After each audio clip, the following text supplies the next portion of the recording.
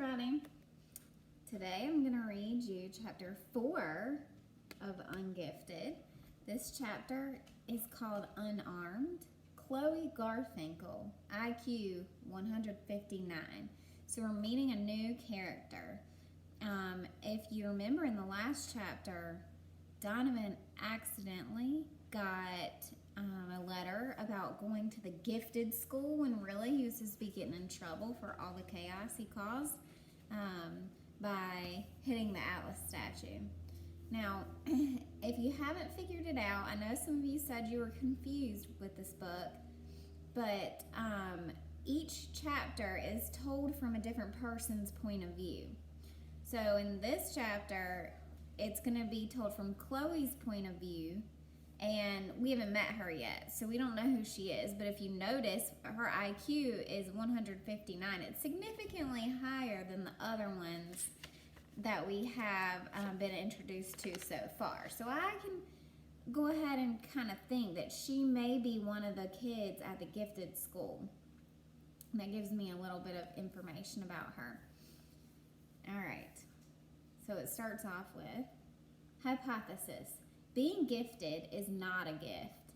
A gift you get for nothing. This you have to pay for. Okay, I know it's not a real hypothesis. By that, I mean something you can design an experiment to test, but it's true. There's a price to being gifted.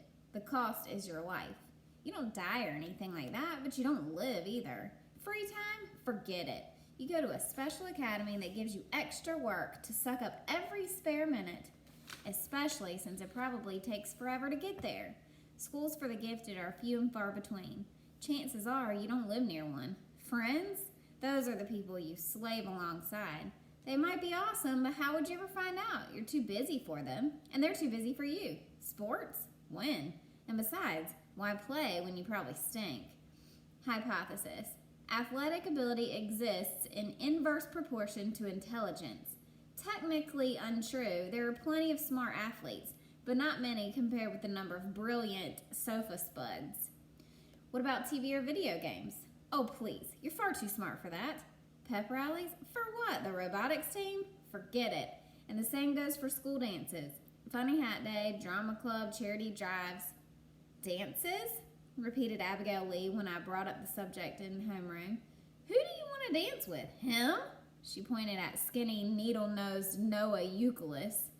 She had a point. Most of the guys at the Academy for Scholastic Distinction weren't exactly what you'd call Hollywood hunks.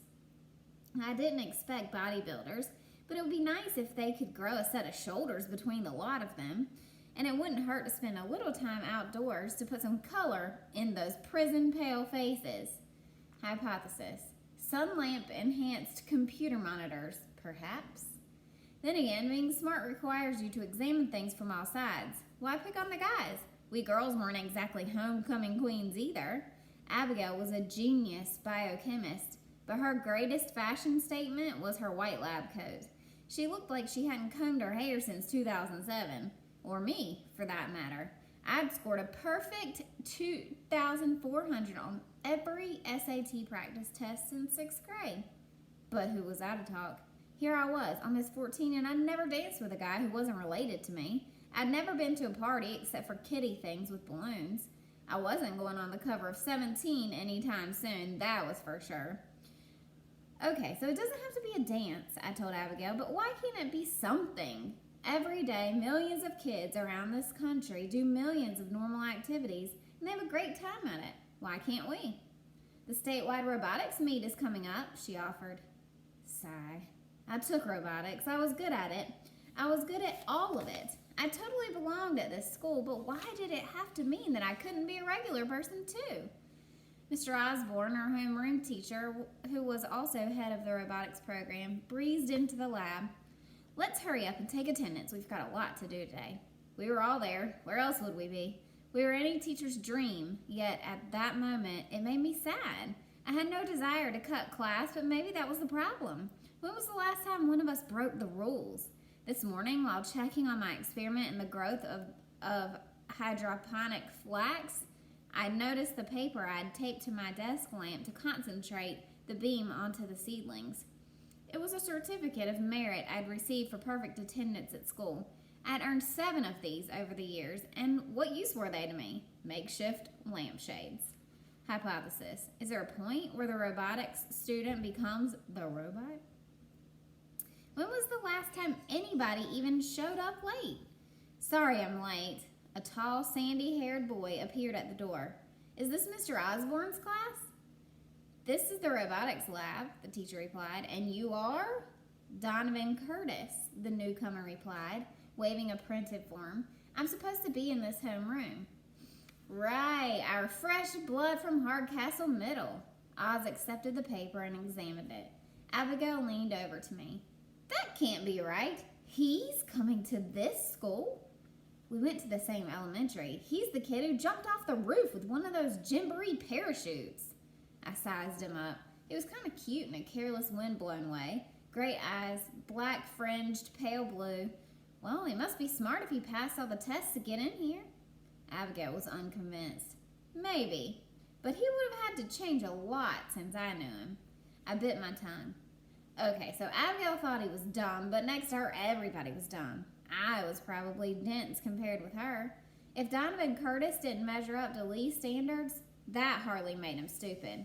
There were no dim bulbs at our school, but that's not to say we didn't range from somewhat bright to super bright, and in a few cases, like Abigail and Noah, supernova. She was telling me that Donovan getting his tongue frozen to a chain-link fence one winter, but by that time I'd stopped listening. I'd never met this new kid, but I already had him perfectly sized up in my mind. Donovan Curtis was normal. Normal! We had a lot of talents in our homeroom. Normalcy wasn't one of them. Noah's IQ was off the charts, but he'd yet to hold a conversation with a real human being this year. Most of the time, he didn't even make eye contact. He always seemed to be speaking to the empty space over your left shoulder. Or J.C. Halloran, who had already discovered an uncharted galaxy, but still couldn't figure out how to open a combination lock. Or Latrell Michelson, our mechanical marvel, who took cars apart and put them together again blindfolded for fun. He couldn't manage to wrap his mind around the fact that he had to wait in the food line to buy his lunch. Every single day was World War III in the cafeteria. We had kids who had set academic records and published books and won every conceivable prize and honor. We had kids who could quote you the exact line of dialogue that's spoken 94 minutes and 30 seconds into The Matrix or Return of the Jedi. What was missing? Was somebody, anybody, normal. I am the great and powerful Oz, Mr. Osborne told the newcomer in a mystical tone. He said that to everybody the first time he met them. Technically, this is Homeroom 107, but you've probably noticed that it looks like a cross between a mad scientist lair and a garbage dump. We do robotics here. Even if you're not taking robotics this semester, I hope you'll help out with the team. It's a pretty big deal here at the academy. He turned to the rest of us. Guys, meet Donovan. Donovan, the guys. There was a very lukewarm chorus of greeting. Another thing about the academy, being gifted rarely extended to social skills. My enthusiastic "hi" stood out embarrassingly over the murmurs. Donovan ignored us. Instead, he faced our latest robot, a work in progress for this year's competition. What's his name? We were all stunned. Noah spoke up. It's not a he, it's an it. It's a mechanical device and, as such, has no name. Donovan blinked. Robots have names. Haven't you ever seen Star Wars? Was he kidding? Half of us could recite Star Wars. We've been doing this for a long time, Abigail informed him in a superior tone. We've made the finals 3 years in a row, and we did it with science, not by calling our entry Harry or Fred. A few others spoke up in agreement. To be honest, I was on their side. The robot wasn't a toy or pet, it was a machine. I kept my mouth shut, though. Poor Donovan had only been in our class about 30 seconds, and we were already jumping all over him. It didn't seem to bother the newcomer. Okay, no name. He turned back to the robot. Sorry, Tin Man. Eyes on the brain, I guess. He grabbed hold of one of the forks of the lifting assembly and gave it a hearty handshake. With a snap, it came off in his hand. There was nothing lukewarm about the class reaction to that. A babble of outraged accusations filled the lab. Abigail, our team captain, was on her feet barking, "You broke it!" Donovan tried to press the broken fork back onto the chain drive. It clattered to the floor. All right, quiet everybody. Oz held his arms up for order. Donovan didn't break anything. The component hadn't been attached properly. He turned to his newest student. But it's not a bad lesson for your first day in the lab. I won't mess with any more of your stuff, Donovan promised, chastened. The robotics teacher shook his head. I want you to mess with stuff. This is a place of tinkering, fiddling, experimentation. But, he added pointedly, before you touch, ask somebody. Especially before you touch Tin Man, Luttrell added feelingly. He's a delicate piece of equipment, Abigail pointed out, and he's not Tin Man. I was fascinated. Now everybody was referring to this array of nuts and bolts and circuits as he. Was it possible that in not naming our robot, Donovan had just named our robot? Hypothesis. A name changes an it to a he. Kevin Amari raised his hand. Even though he's not Tin Man, is it okay if we call him Tin Man for short? The robot is so impersonal. Maybe because he's not a person. By this time, Abigail was gritting through clenched teeth. He's not actually made of tin, Noah mused thoughtfully, but I guess Aluminum Man isn't appropriate either, since he's also made out of titanium steel, plastic, various polymers, and silicone computer chips. How about Metallica? Suggested Luttrell. That's good too, Donovan approved. Anything but the robot, poor guy. Square pants, Kevin offered. You know, because he's so boxy. Oh, perfect, Abigail snarled. Now all our hard work is named after a cartoon. Let's live with it a while, Oz put in hurriedly. We don't have to decide right away. Amazing. In a few minutes, we had gone from no name to 3, and all because Donovan Curtis had walked into our school. I kept an eye on him through homeroom. Except for the mishap with Tin Man, or whatever the name was going to be, I saw no sign of the buffoon Abigail had described. If anything, Donovan was trying to be friendly. Not that he was getting very far with our crew. Engaging Noah in conversation isn't the easiest thing to do under the best of circumstances. But Donovan was asking him for advice on what to expect in some of his classes. Well, Noah replied thoughtfully, math is easy, and the only thing easier than chemistry is biology or maybe physics. Social studies, easy. And English, well, you get the picture.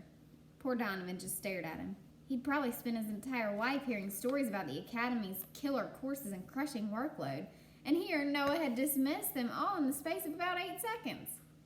Hypothesis. If you want a realistic assessment of a challenge, don't ask the guy with the 200 IQ.